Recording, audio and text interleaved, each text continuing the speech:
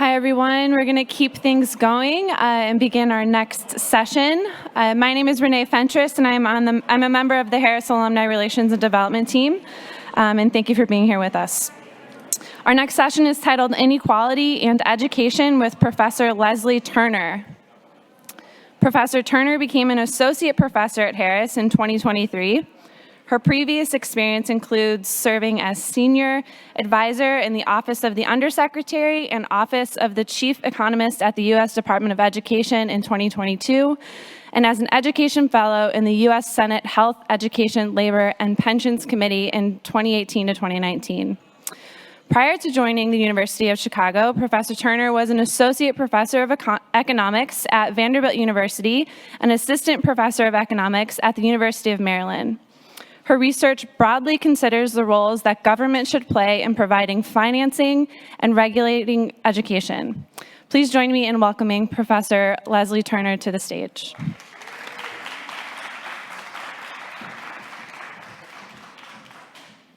Let's see. Is there a clicker?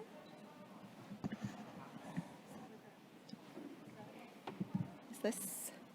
Sorry, we're looking for the clicker. This? That's it. Great. Okay.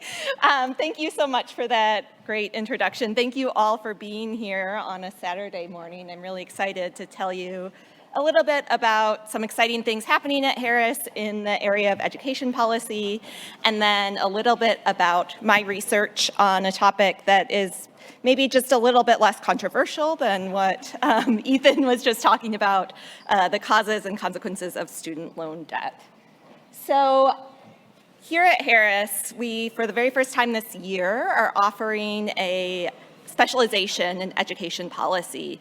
And we have research and courses covering the entire life cycle of educational investments, from early childhood to grade school to higher ed and adult education. I'm going to tell you just a little bit about some of the work that my colleagues are doing before doing a deeper dive into my own research. So my colleague, Professor Ariel Khalil, heads up the Behavioral Insights and Parenting Lab, and her research focuses on the investments that parents make, both monetary and, importantly, things that are much harder to measure, but she is able to measure: attention, affection, and then looks at whether there are tools from behavioral economics and psychology that can help facilitate these investments, help parents make these really important contributions to their children's development. My colleague, Professor Anjali Adukia, her work focuses on a lot of it on representation in educational materials in K-12 education. She's done work on gender and race ethnicity representation in children's textbooks, and then in partnership with Chicago Public Schools has evaluated the role of restorative justice practices, so an alternative to suspensions, expulsions, that still sort of helps enforce norms around justice.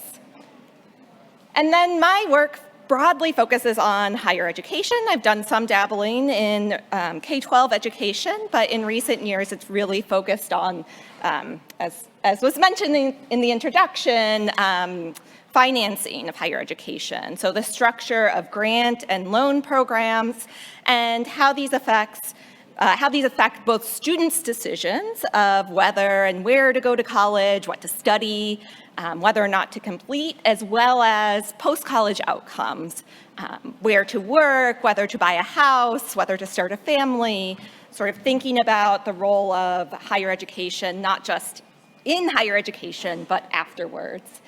And I'll talk today about my work on student loan debt, which is both looking at the decisions students make in college around whether and how much to borrow, as well as the role of student loans in other life cycle decisions. So again, buying a house, starting a family, where to live, where to work.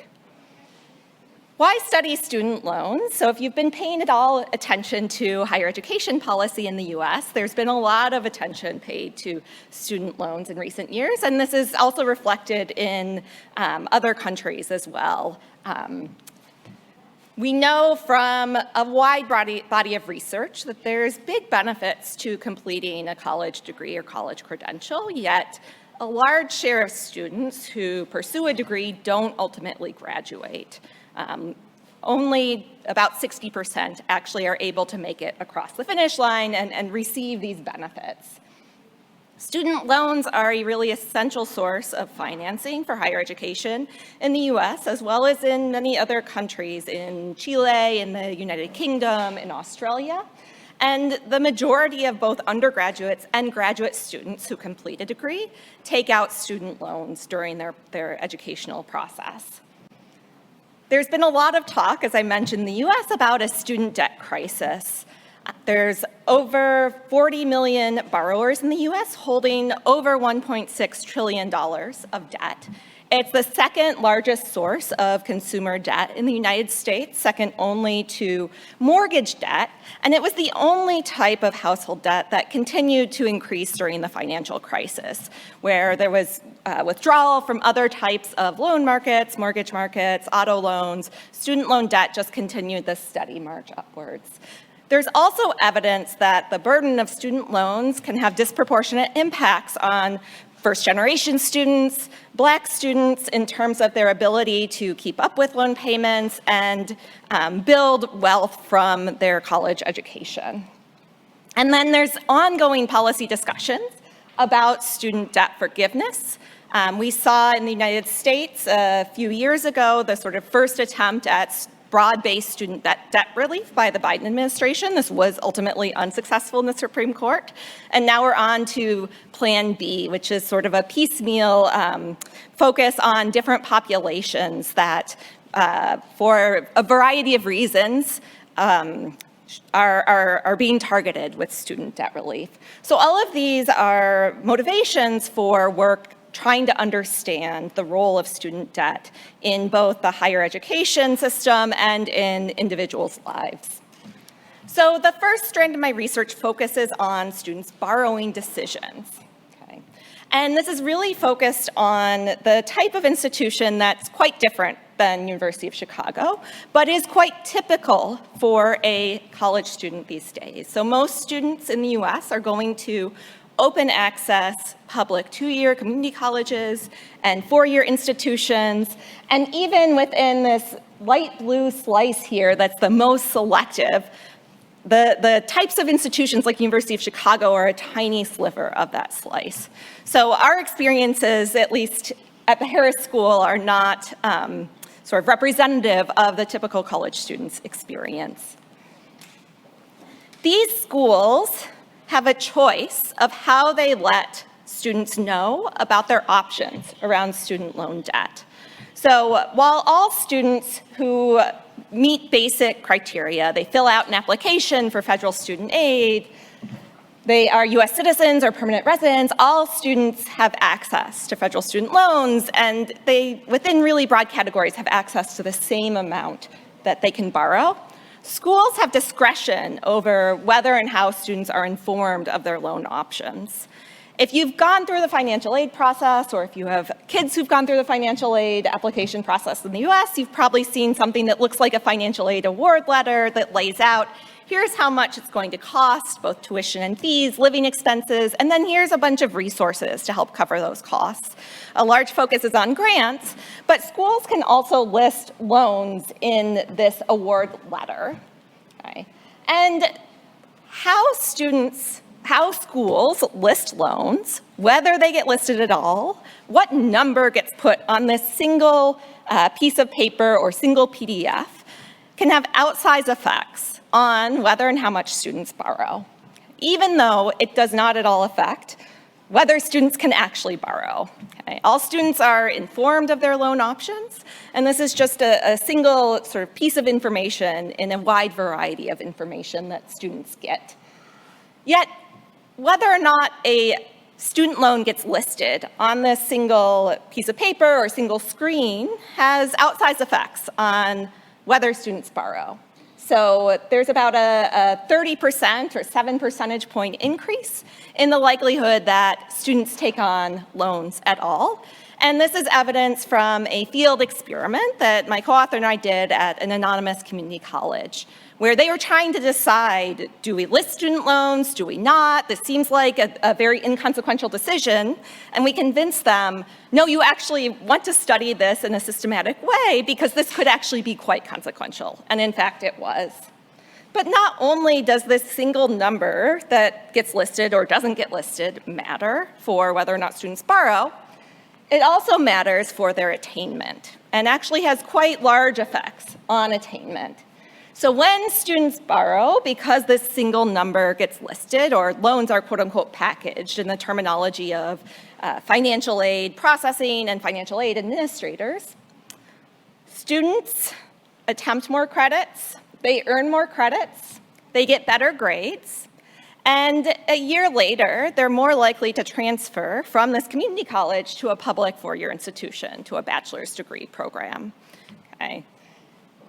These are pretty big effects relative to the amount of debt students are taking on. They're taking on a loan that's around $3,000 or $4,000.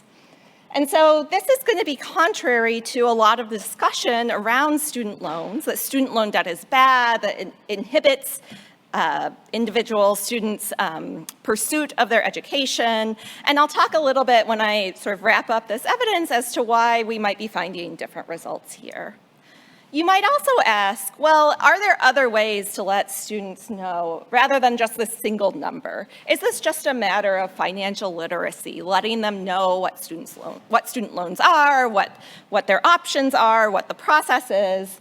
And so my co-author and I ran an additional experiment where we didn't change anything on this letter. We just sent additional emails to students who hadn't made borrowing decisions yet. And in some of these emails, we said, hey, you haven't made a borrowing decision. Would you like to do so? And here's some context. Students who looked like you, who graduated, they took on this amount of student loan debt. And then we sent other emails that just said, hey, here's some additional pieces of information. Regardless of what number you see, you don't have to borrow that amount. You can borrow more, you can borrow less, thinking that this additional context would help students make better borrowing decisions. But in fact, what we found was most consistent with information overload. When students got these emails, versus a more generic email saying, hey, do you want to make a borrowing decision? No additional information. They were less likely to make any decision at all. They were less likely to say, I want to borrow. They were less likely to say, I don't want to borrow. The end result was that they didn't borrow because no one gets a loan if they don't opt into it. But they weren't actively making this decision. And so we think there's something really special about the way that information is presented in this award letter. This is right at the point in time when students are trying to decide how to finance college. They're trying to make decisions around how much to borrow. And information provided right at this point of time can have really impactful effects on not just borrowing decisions, but at least in the case of the school we worked with, persistence and attainment.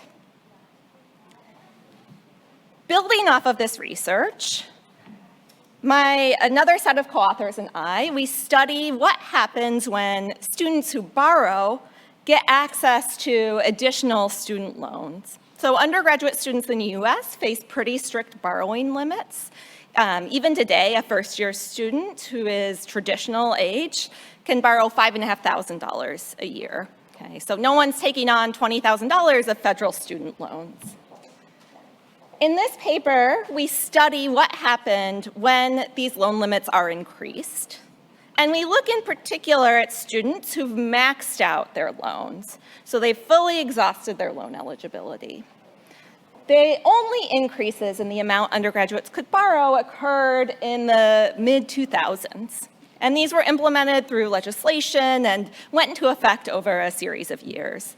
And so what this is showing is just how much students could borrow if they maxed out their federal loans over 4 years. So think about an undergraduate pursuing a bachelor's degree over 4 years. You can see over this time period between the earliest years to the latest years, there's about a $10,000 increase in the total amount students could borrow. And so again, the question we ask is, if we look at students who say in their first year have maxed out their loans, some of them can borrow more in the following year, because of these policy changes, but some of them can't, just by virtue of whether they enrolled in 2003 versus 2005, what happens to them?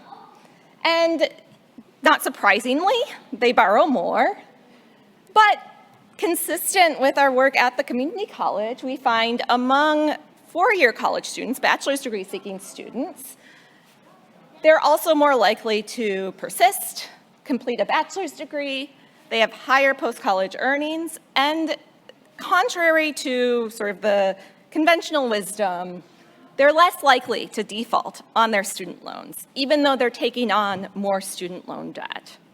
This may sound surprising, but it is actually consistent with they have higher earnings, they're more able to service this additional student loan debt that they take on. And importantly, we find no effects on other types of debt, like mortgage debt, credit card debt, auto loans, where mortgage debt, most importantly, is our best measure of whether these individuals are buying a house.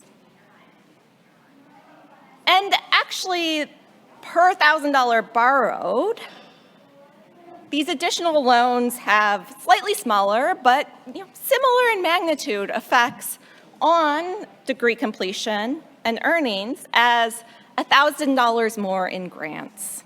Okay. So why is this? There's a number of studies that find negative consequences of student loans, okay, that provide actually evidence, decent evidence that student loans reduce home ownership, that they reduce entrepreneurship, that they have a host of other negative consequences. We think that these results really can tell us why. In these other studies, the question being asked is something like, when colleges raise their tuition, and as a result, students borrow more, what happens to their probability of owning a home? What happens to the type of job they take? What happens to whether they get married, whether they have kids? Okay. Here we're asking a different question. What happens if you increase available resources to students while they're in school? Okay. The difference being, if I borrow more to pay for higher tuition, that's not increasing the money I have available. That's not allowing me to work less while I'm in school. And most undergraduates work in open access institutions upwards 20, 30 hours a week. So there's a lot of room to shift away from working while in school if you have additional resources. So really, we think we're asking a different question here, which is if you increase the amount of money students have to pay direct costs of college, but also to free up some time, does that benefit them? This isn't to say everyone should be borrowing more. That's not the focus of this research, but instead it's saying, given the reality of the current way that we finance higher education in the United States, is it better to keep students from borrowing or keep them from borrowing more? Or on the margin, does a small loan actually free up available time, allow them to persist and potentially complete at a higher rate? And it seems like, at least for community colleges and four-year public institutions, the answer is yes. So that small student loan can be beneficial. The last strand of my research looks at the other side, loan repayment. So how do borrowers repay their loans? What are the available options? How do they choose among these options? And this is going to get a little bit wonky, but this is an important facet of how student loans work in the United States.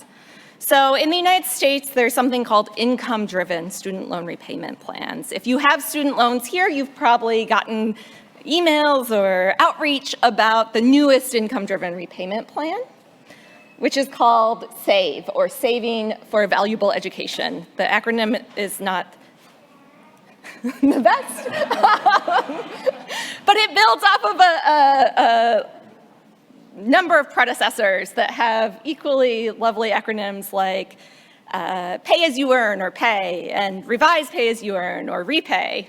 So SAVE is sort of in the same general vein. So what these plans do is link the amount that you pay towards your student loans to your income. And the intention is to provide insurance against temporary shocks to income. So if I'm working, I have a good job, and I get laid off or my hours get cut, rather than not being able to pay my student loans, defaulting on them, income-driven repayment allows me to reduce my payments or even pay zero if my income falls below some threshold. These plans also provide insurance against long-run bad outcomes by offering forgiveness after a certain number of years of payments, where years of payments include those zero payments. So if I was defrauded by my university and I didn't get any return on the student loans, the investment that I made, after a certain number of payments, if I'm on one of these plans, I get all of that debt forgiven. Or if I graduate with a major and a degree that looked like it was going to pay off, but now because of technological change, because of changes in trade relations, this suddenly doesn't lead to a job that is sufficient to service my loans. One of these plans provides insurance against struggling to make those loan payments. But what I find in my research is that there's lots of borrowers who could benefit from these plans who, at least prior to SAVE, were not taking them up. And small differences in how these plans are framed, whether they're framed as insurance or whether the potential costs of these plans are emphasized, like the fact that instead of spending 10 years in repayment, you'll spend 20, or that your interest may accrue and your balance will grow. Okay, these things may deter the very borrowers who could benefit the most from these plans from opting into them. And I'm happy to say that some of this work helped influence some of the key features of this new plan. The fact that for low balance borrowers, rather than paying for 20 years before there's forgiveness, under SAVE, they'll only pay for 10 years. And in practice, low balance borrowers are those who dropped out of school. And so there's this sort of fact that at first glance doesn't seem to make sense, that the borrowers who struggle the most to repay their loans are those who have very small amounts of debt, $10,000 or less. But it makes sense if you think that if you only go to school for a year, there's only so much student loan debt you can accumulate. And a lot of these borrowers weren't opting into these plans, even though they'd benefit a lot. What we found was that whether you make them pay for 10 years or 20 years, they're going to pay the same amount, very little. But they're really deterred, many of them are very deterred by this 20-year time horizon. And so you can benefit the borrower and not hurt the taxpayer by having a shorter time horizon for payments, in this case 10 years, for borrowers who have low balances. So that's all I'll say. It was a very high-level overview, and I'm looking forward to any and all questions you might have. Thank you.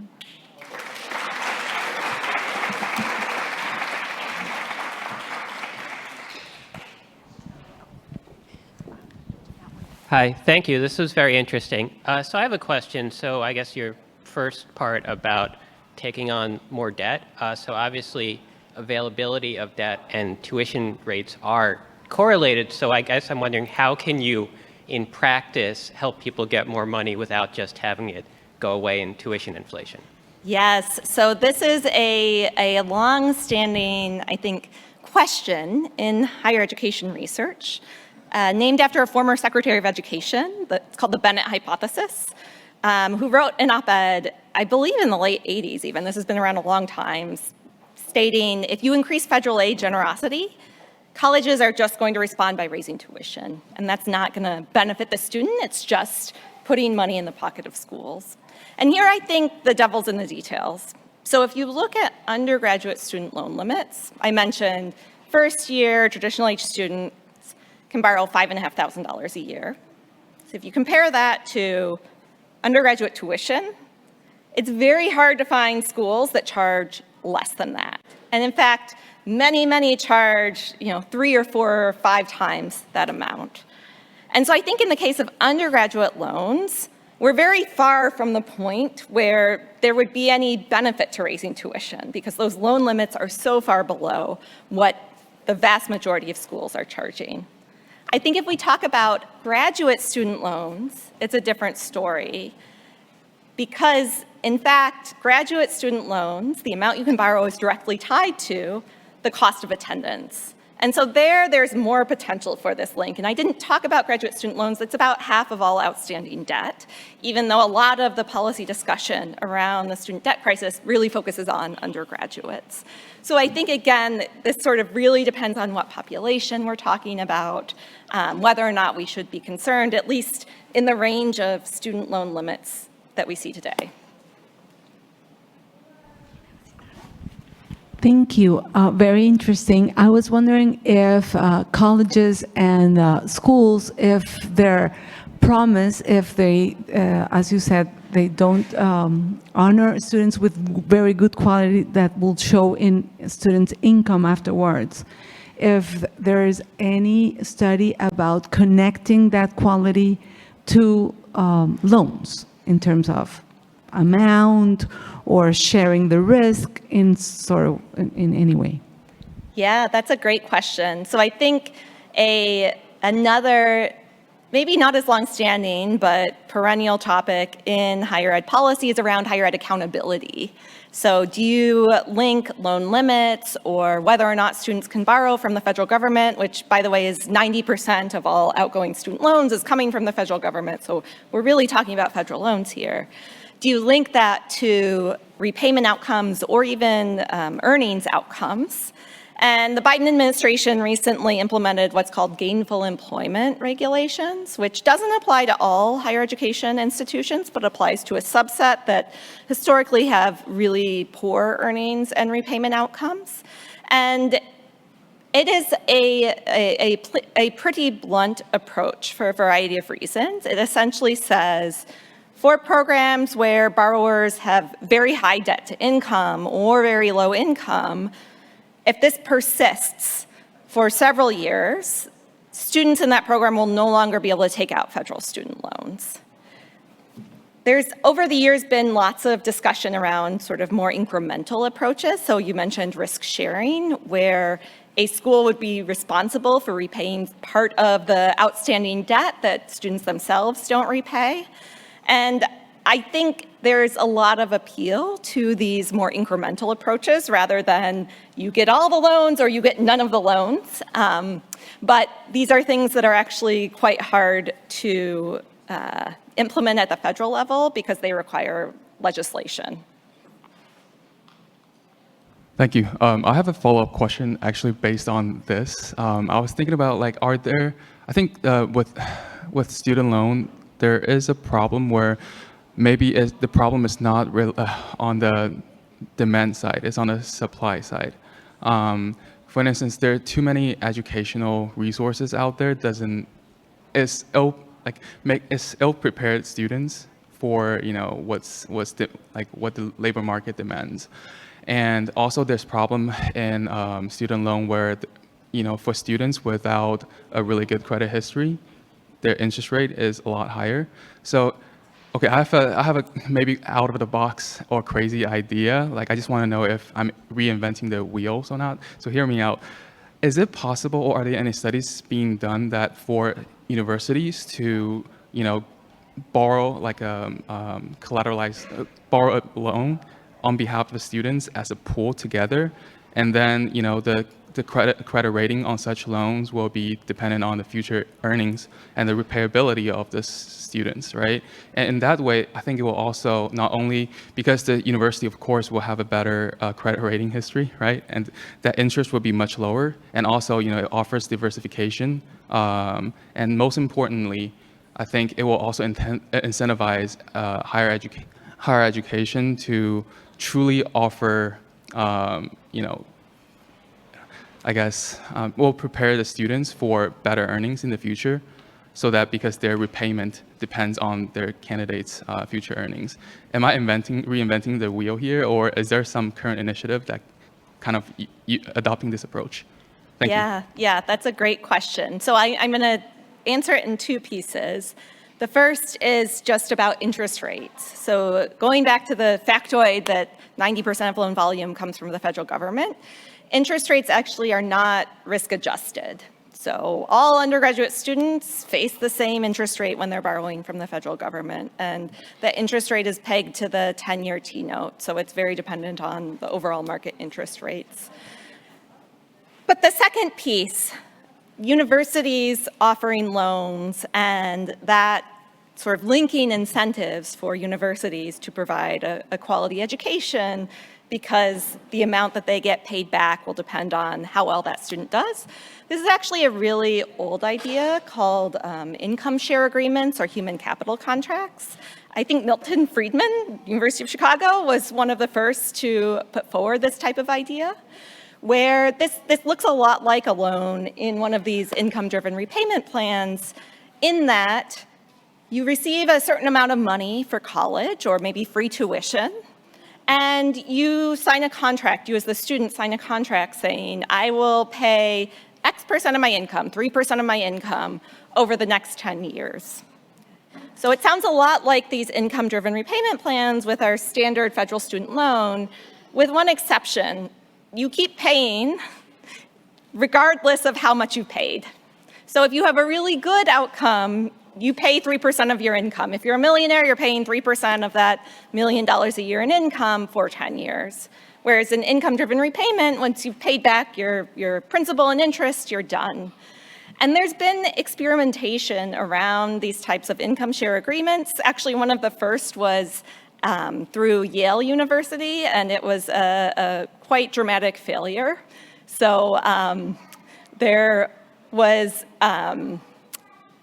what we as economists call adverse selection, where individuals who ended up having really good outcomes, they could actually buy their way out by paying something like 2 times the amount of money they received, and they all bought out.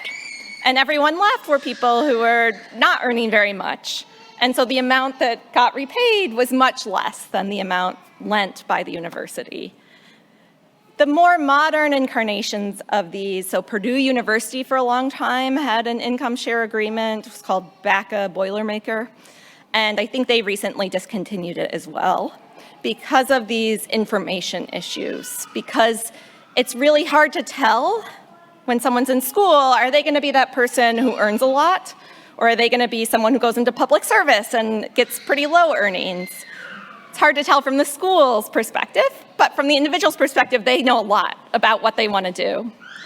And so it can be very hard to make these types of contracts, these types of loans, work from the institution's perspective, because students just know so much more about their preferences and other things that really affect their earnings. But I think, it is a long-standing idea that has a lot of promise if you can get those information issues correct. Thank you. My question is in relation to a point you made at the latter end of your answer there. In terms of the repayment and the correlation to the type of jobs that folks take, whether they work in corporate spaces that have an inclination of paying higher, so paying off at a larger rate, versus opting into the payment plans that are linked to government or nonprofit organizations, where they work for a certain amount of years, pay a certain amount, and then it gets forgiven. Is there any research for the correlation of the option to go in the separate industries based on repayment plans? Yeah, so you might be thinking of what's called public service loan forgiveness, which borrowers who are working for government or nonprofits, after 10 years of payments versus what historically was 20, 25 years, they get their remaining debt forgiven. And this is such an important question, and I am very sad to say there is no research looking at, to my knowledge, looking at whether this affects choice of career. I can tell you about one study that looked at what happens when a university starts replacing loans with grants in that financial aid package. And what the researchers found was that students were less likely to go into high-paying sort of private good type jobs, so let's say investment banking, finance, and more likely to go into public-facing social good type jobs like education and social work. That's not saying anything about the incentives around repayment, but it's saying, if you reduce the amount of debt individuals have to pay on, they're less likely to pursue a job where they are able to service that debt. And I should say this study was in an era before a lot of these income-driven repayment plans, before public service loan forgiveness. So I think it's instructive that this type of program can be really supportive of these public good type jobs. All right, thank you.